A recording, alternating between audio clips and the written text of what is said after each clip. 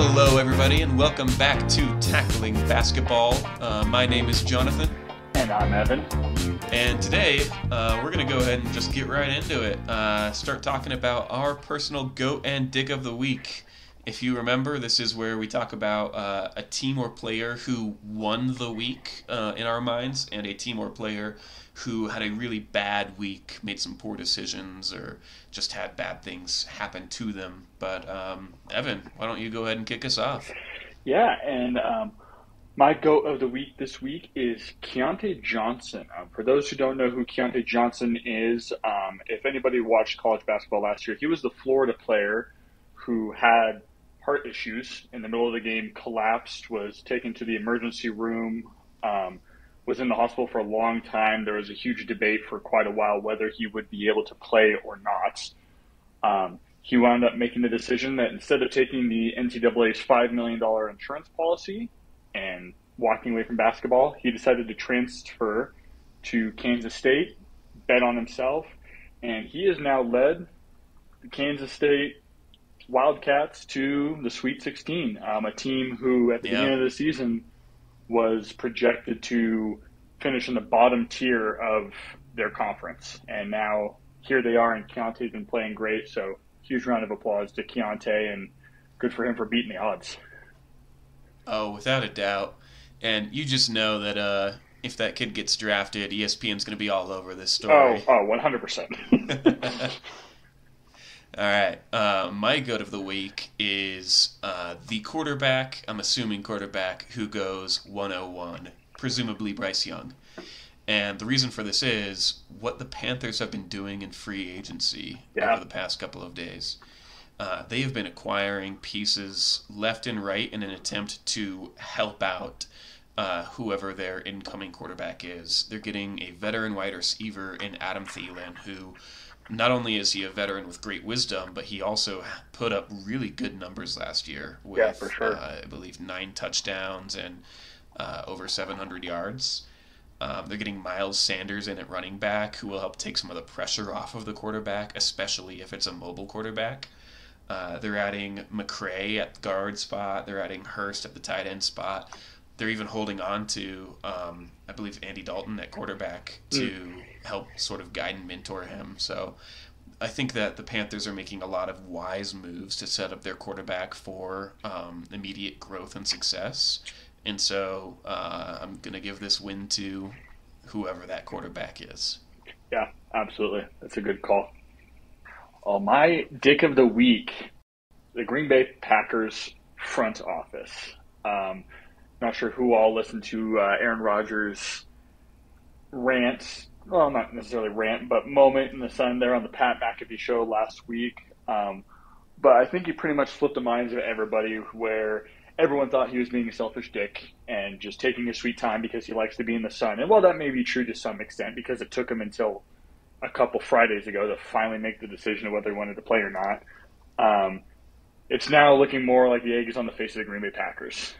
The fact that they have now known for a week and a half that he wants to go play for the Jets, he's not going to retire, and they still haven't been able to get a deal done is ridiculous. And there's a lot of reports that it's the fact that the Packers won a first-round pick, and most people in the league don't think he's worth that. But at this point, I know it's Aaron Rodgers. I know he's a future Hall of Famer, but he's 39 years old. If you're the Green Bay Packers, you need picks for this upcoming draft.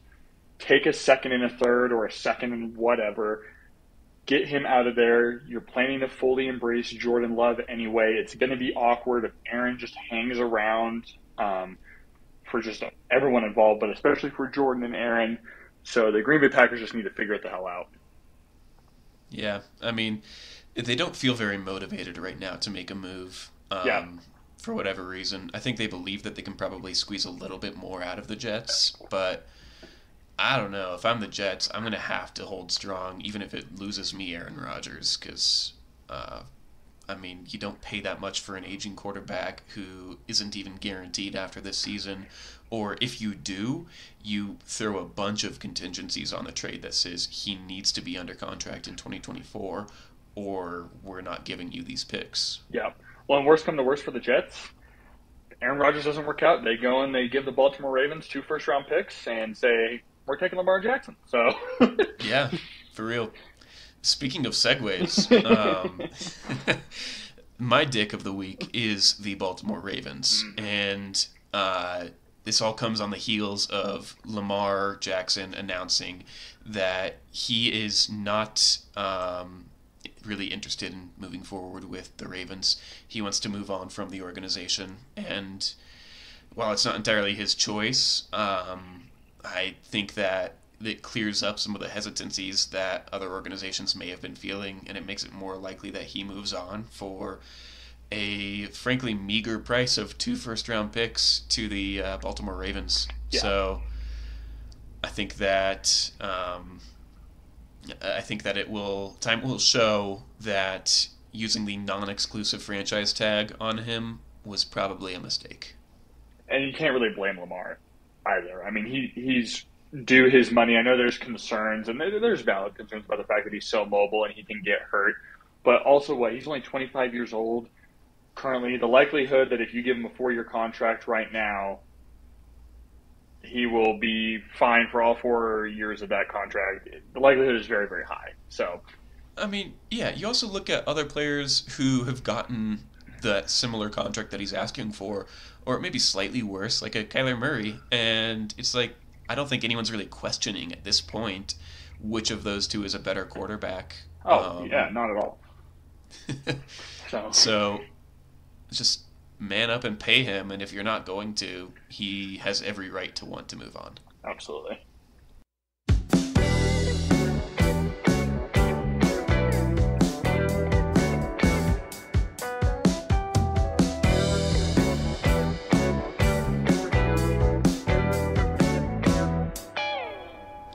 All right. Well, now over into Jonathan's favorite topic of the week here, the NBA MVP conversation. So, coming into this week, odds have shifted a bit. For pretty much the entire season, Jokic has been the odds-on favorite for the MVP award since betting places have been putting out odds for that. But now Embiid has actually taken the lead. He currently is the favorite at minus 165 odds to win MVP, and Jokic has dropped into second at plus 300. So, bit of a gap there now with seemingly sportsbooks thinking that Embiid is a shoe-in with about only 10 games left here in the season. Yeah, I mean, I honestly didn't even realize that Jokic had fallen out of favoritism until I saw this on our agenda. And then when I looked it back up, you actually had it as Jokic being plus 150 originally. And when I looked it up, because I immediately said, oh, I'm betting on that, it had already shifted even further to plus 300, which I think is, I mean, it's ridiculous from the standpoint of Jokic should be the runaway MVP right now. I don't know if that necessarily makes it ridiculous as betting odds, because they're placing those odds based on what the voters will say, not what the voters should say. Mm-hmm. But I'm just going to run through some numbers here. So since the last NBA straw poll in like mid-February, when Jokic was far and away the favorite, there were very few first place votes that didn't go to him. Embiid was actually third in that straw poll. Very few things have actually changed. I have here his assist totals have fallen just far enough that he's no longer averaging a triple-double. He'll need to make up 6 assists throughout the course of the rest of the season in order to catch back up to triple-double average. And then the Nuggets went on a 4-game losing streak for the first time this season. That hadn't happened yet. They have already kicked that losing streak, and they're hoping to get back on track. But that's really the only things that have happened. Like, having your assists fall barely shy of a triple-double at the center position, I don't think is enough of a monumental shift for anyone to really say that he's fallen off at all. Mm-hmm. And then you look at some of the things that have stayed true. The Nuggets are still the 1 seed, still by 4.5 games last I checked. Jokic is still on pace to join the 60-40-80 club, which sounds similar to the 50-40-90 club. It's the same principle, 60% field goal percentage, 40% from 3, 80% from the line. the main difference between this and 50-40-90 is Jokic would be founding the 60-40-80 club. He would be the first player to ever do it. The 76ers are still the 3 seed in the East. They have not risen to a point of dominance in their own league like the Nuggets have. And Jokic's season ranks right now are still legendary. He's 4th right now in all-time true shooting percentage for season. The only player in the top 15 on that list to have ever taken more than a quarter of a three-point attempt per game is Kyle Korver in the 2014-2015 season, which, what an insane season that was for Kyle Korver. Yeah, no kidding. Like his efficiency that season was just off the charts. His three-point shooting was unbelievable. But that's another conversation. Yeah. And then Jokic is also 3rd in box plus minus right now all time, behind himself and 2008-2009 LeBron James. And these are advanced statistics, obviously. Everyone has their own opinion on where those belong in the conversation. But even look at just regular statistics. Like his point, assist, rebound average has never been done before. Just it's not like first time since Wilt, first time since Oscar or Westbrook.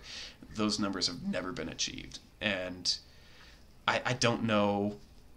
I don't understand why enough has changed that he's not only not the favorite anymore, but he is like a significant underdog in sportsbooks. Yeah. Yeah, I don't truly get it. I know Embiid has been having a phenomenal season as well, but like you said, especially in the past with voters putting so much emphasis on getting your team home court advantage or even better, the number 1 seed in your conference. And while the West isn't truly as dominant over the East as it once was, I still think the West top 8 teams are better than the East's top 8. So.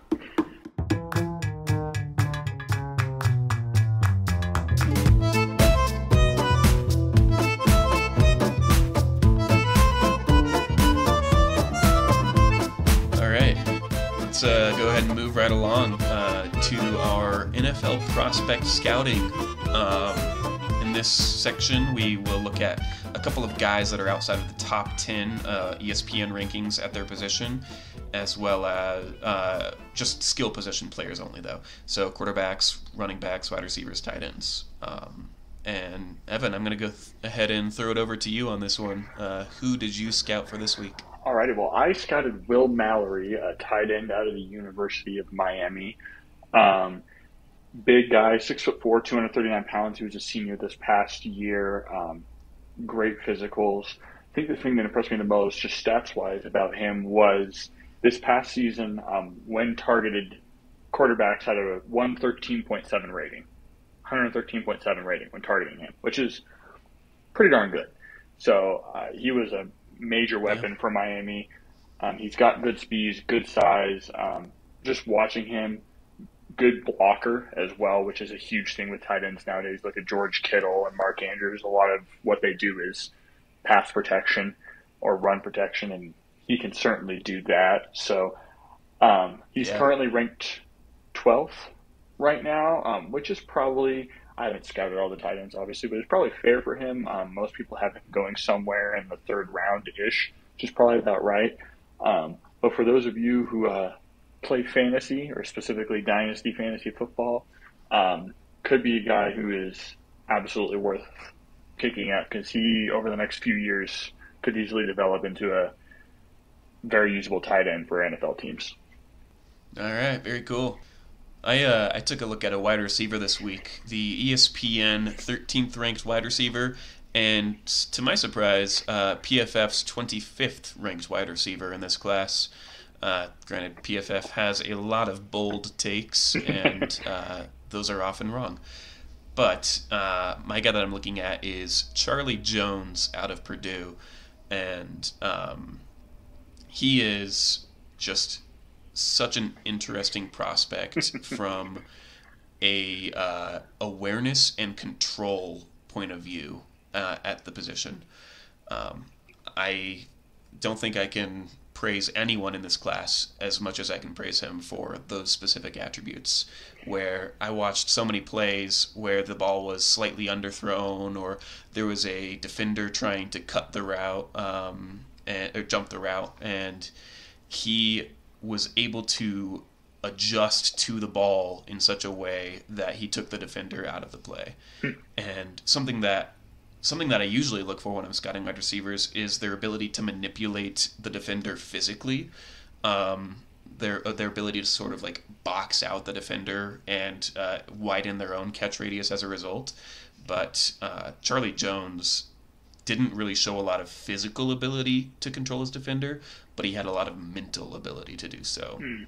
Where, like I said, he sees a guy coming to jump the route, he moves towards the ball instead of continuing his route. He'll pick up the catch, pick up a couple of extra yards for you, and just I think a guy that you can absolutely trust in the NFL.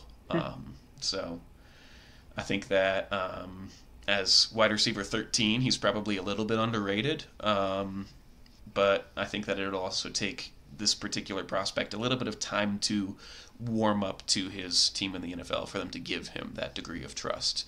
So my guess is that he's not a really strong candidate for a redraft league. But for dynasty leagues, I would be either picking him up this year or trading for him next offseason, because I think that he will have a pretty long and solid career in this league.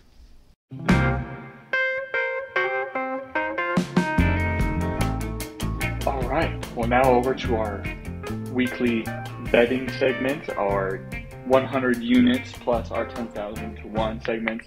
This week, because of course March Madness is currently going on, we will be adding in a college-specific bet to the docket, which isn't intentionally fitting into either categories. We're just throwing it in here because it's March Madness. You gotta put something on the college basketball stuff here. I really wish that we had thought of this the last podcast. Like, it was right before the round of 64.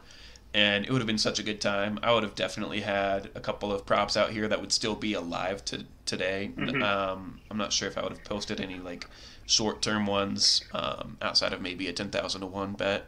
But like Creighton for national champion, I'm not renewing that this week, so it's not on my bet slip. But I had that last podcast, and they're looking pretty good. Pretty easy side of the division, I think. So yeah, we'll see what happens. Yes, but we will. I'll go ahead and get rolling with my 100 units bet. Go for it. Which is sort of coming off of earlier's rant. Nikola Jokic for MVP. That is plus 300 odds, and I'm going to do something that we have not yet done in this show, and I'm going to place a bet of 2 units. Right. Wow. He's feeling confident. He's throwing a lot of money around here. I mean, I just have, I think, too much faith in the selection committee. That's fair. For my 100 units, I kind of stuck in the same vein of player awards. I put Jaren Jackson Jr. for Defensive Player of the Year. Currently, he's sitting at 150. He's only behind Brook Lopez, who sits at 160. So not a huge gap in between the two. It essentially means that those are the two that the committee is going to decide between. I think the third place person is, plus 3,000. Which is Bam Adebayo. So unless Bam puts up 5 blocks a game for the last 10 games here, I don't think it's happening for him. But for Jaren, I mean, he definitely has the fact going for him that John Morant has been out and the Grizzlies continue to win, and it is a good portion of that is because of his defensive play. So he's continued to be phenomenal. He's managed to kind of carry the Grizzlies on his back while Ja has been out. So I think the committee is going to like that a lot, and as much as I like Brook Lopez, I think Jaren will wind up taking it this year. Oh, yeah. I really like that bet. I mean, I think that there's a little bit of voter fatigue working up right now in the sense of too many centers have, in recent memory, won the Defensive Player of the Year award. Yeah. In part because we probably overvalue blocks as a statistic. And Jaren Jackson Jr. is not a center. Breaking news. And also able to get a lot of like really eye-popping defensive stats. He gets a lot of steals and blocks, and more than that, he is making a huge impact on his team's success on the last stretch of the season, which is, I think, what voters probably care most about. Yeah, absolutely. So I think Brooke, I like that a lot. Brooke also has it going against him that Giannis is also on his team, and Giannis defensively is amazing, whereas Jaren is like the only guy for the Grizzlies. Yeah, for sure. All right, I'm gonna go ahead and move to the 10,001 for myself. I'm going tonight's game, which means you guys won't get to bet on it because no way we're posting this tonight. Um, I'm taking Oklahoma City money line over the Clippers. That itself is plus 200, and if you're not into the 10,001 betting, I would honestly take that as just a straight money line bet. But beyond that, I am in the midst of fantasy basketball playoffs right now and desperately need a great game out of Jalen Williams, so I'm betting on it here as well. So OKC money line parlayed with Jalen Williams, 25 plus points, 6 plus assists, 6 plus rebounds, and 2 plus steals, which is going to be his career best game if it happens. But it'll also pay me 36,672 to 1. I'm putting a full unit on that this time. It's a hell of a bet. I think this is the first parlay that you've made that has had quote unquote worse odds than the parlays that I've built. So congratulations on that one. Well, thank you. 10,001 for me. I created quite the doozy here, so bear with me as I read all this out. This is 4 games going on tonight, Tuesday, March 21st. So for tonight, I have Domantas Sabonis scoring 20 plus points, Jason Tatum, Jaylen Brown, and Malcolm Brogdon all having 2 plus 3-pointers made, Marcus Smart with 6 plus assists, Nikola Vucevic with 20 plus points, DeMar DeRozan 6 plus assists, Josh Giddey with 6 plus assists, and Josh Giddey with 15 plus points. And that gives me 17,927 odds, and I put a half a unit down on that. So obviously a lot of things need to go right for me there, but yeah, for sure. All right, moving right along to the college bet for today. I went close to a 10,001, but not fully intentionally. I just tried to guess the final 4 teams. I put Kansas State, Houston, Creighton, and Gonzaga. And I think the biggest question mark there is probably Kansas State. They have a little bit of a weird division to go through in pursuit of this, with a couple of tough opponents, and likely Tennessee and Michigan State.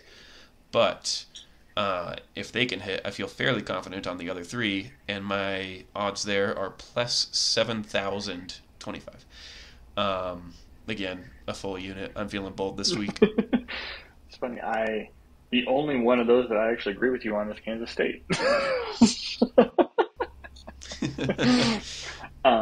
For my college bet, I'm just simply doing Sweet 16 games here, and I'm taking Kansas State, UConn, Tennessee, and Texas to all win, which is plus 619 odds at a half a unit. So feeling pretty confident about all those. I have UConn as my national champion, so... Not gonna happen, buddy. Creighton's coming for him.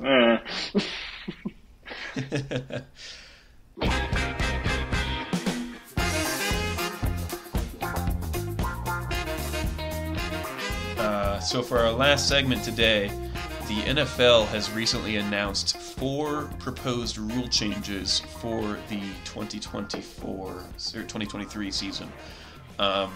They do this every year, and almost every year no changes are made. Or when they're made, it's like a 1-year trial period, like the pass interference reviewable rule.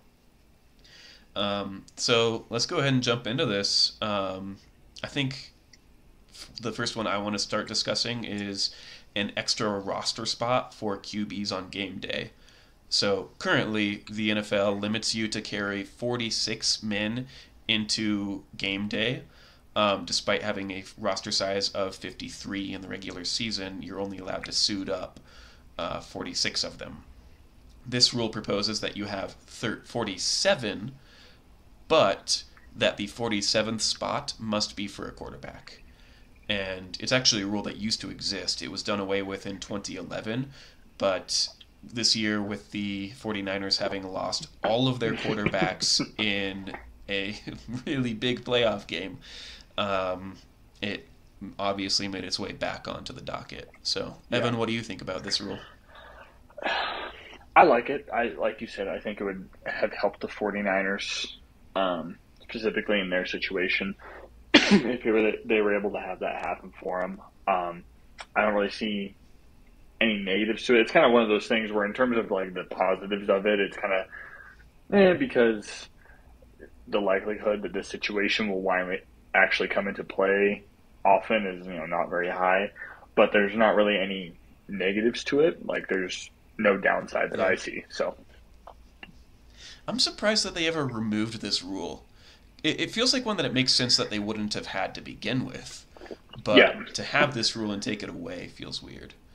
I mean, I am a fan of, like, Kendall Hinton having to start a game for the Broncos because the rest of our quarterbacks didn't follow the rules. And watching this, like, wide receiver just sort of screw around on the field. But it's not football at that point. Mm-hmm. And I think that at the end of the day, what they want is a product on the field that you can, like, get a lot of attention for, a lot of people watching. And, I mean, that game bombed in the ratings for good reason. Yeah. It's still talked about today, but it's not enjoyable football. Yeah. So I think this rule makes a lot of sense. One that I don't think makes a lot of sense is making roughing the passer reviewable. And I'm not sure if you agree with me on this or not, but I'm just I'm very much not a fan of reviewable penalties in general, especially for the reason that all of these reviewable penalty rules that we've seen proposed never have automatic reviews for them either. So in the final 2 minutes of a half or in overtime, a bad call remains a bad call. Yeah. And it just kind of feels weird to have a double standard within an individual rule and then also even across other kinds of penalties. So what are your thoughts on it? Yeah, I agree. And in my mind, the NFL shouldn't need to implement a rule to compensate for the shittiness of the refs. They should instead be focusing on investing in training their referees, presenting to them exactly what roughing the passer is, exactly what PI is, like fully laying out what the rules are there, walking them through film sessions to actually show them you should have called this or this should have been called this way. But instead they're just trying to create a rule to make up for that. I think it's dumb. I think you've perfectly identified the problem, not only with this rule, but with the need for this rule is the ambiguity behind the penalty. Yeah. And I think this was a big revelation when we made pass interference reviewable for a year. It was like, it's such a subjective call as written that a review is never going to be overturned to begin with because we don't have a clear enough definition for it. And so we've seen this revolution a couple years back of trying to better define what is a catch, and I think somewhat successfully redefining what is a catch. Mm-hmm. And I think that we maybe need to look deeper into what is roughing the passer or pass interference, because any ambiguity in these rules will breed frustration and bad rules proposals. Yeah, for sure.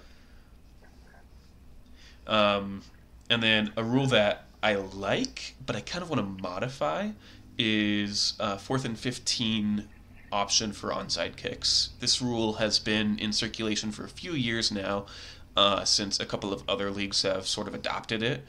But it failed in 2018, in 2019 and 2020 it was like retabled, so not even voted on, and then like we skipped a year or two, something like that. But if you don't know what this rule is, effectively it says that instead of kicking an onside kick, you would have the option to have a 4th and 15 on your own 25-yard line. And effectively you go for it on fourth down, and if you fail to convert, the opposing team takes possession of the ball wherever it was. And while I like this rule change because I think it adds a lot more excitement and a lot more skill to this sort of aspect of football, I think that we should maybe modify it to be, this is a little aggressive, but every kickoff is a 4th and 15 on your own 25, where you can opt to punt it or you can opt to go for it. And the reason I like this is because kickoffs cause a lot of injuries and are also incredibly boring. Like, you look at the kickoffs that are actually returned for touchdowns, like the only time that it's ever exciting, and 95% of them, the reason it was returned for a touchdown is good blocking. The return man just ran straight line really quickly. And punts tend to have a lot more variability to it, a lot more lateral movement across the field. And so by making it a 4th and 15 always for kickoffs, you are not only improving the onside kick rule, but you're also just improving the enjoyability and possibly safety of the kickoff. Yeah. Yeah, like I definitely like the rule as a whole too when it comes to the onsides. I think it gives teams a better chance when they actually come to onsides, and it won't feel like such a, oh, this isn't actually going to work. Because right now, I mean, the team goes onside kick at the end of the game, and there's little to no expectation that, oh, they're actually going to pull this off. I mean, even if you have the best kickoff man, even when you have a guy like Pat McAfee lining up to do the onside kick for you, the odds are not great. Whereas 4th and 15, if you have a good quarterback and you have some good receivers, you got a chance. So I definitely like that, and I like that idea of doing the kickoffs that way, or even if they don't give you the option to do a 4th and 15 or punt, I still think punting and kind of changing up the way that kickoffs are done is still a smart idea. Even just throw out the idea of, hey, 4th and 15, or the other team gets the ball at the 25. Yeah. I mean, as fun as kick return touchdowns you can just are, elect for a touchback. Yeah, like as electric and fun as kick return touchdowns are, they don't happen very often. It puts guys in harm's way. Even kickers have gotten hurt on kickoffs if the playing surface is crappy. So I think figuring out a way to essentially eliminate the kickoff is a good idea, especially when you have a guy like Justin Tucker, with how important he is to the Ravens. If he were to get hurt on a kickoff, that would look pretty damn stupid. So, yeah, for real. All right. Do you care at all about the 4th rule change proposal? Or are we just going to skip it? We can talk about it really quick, I suppose. But, yeah, it definitely belongs in that don't care skip category of the allowing number 0 to be picked for jersey numbers by players. Yeah. I mean, like, if we were talking about this last year, I would have had an opinion on the jersey number rule changes, because I've always been a fan of actually having set numbers for positions. Mm-hmm. And we took that away last year, and now I don't care anymore. Yeah, I mean, basketball allows for number 0 to be worn, so it's not like and double 0. Yeah, and double 0. So it's not like it would be the first sport to do it. I don't think baseball allows 0 quite yet, but I mean, ultimately, it doesn't really matter. It's a jersey number. The funny part would be to me to see how many people actually use it, because I don't know very many people whose lucky number is 0. But yeah. Well, I think that's all we have for today. So, Evan, you have anything to say to send us off? Packers, figure it the hell out, because currently my Blazers suck. Packers let me down last year, and then the Mets are getting guys injured, so I need at least one team to be competent this year for me. Yeah, for sure. All right. Good night, everybody. Thanks for listening. I'll see y'all next week.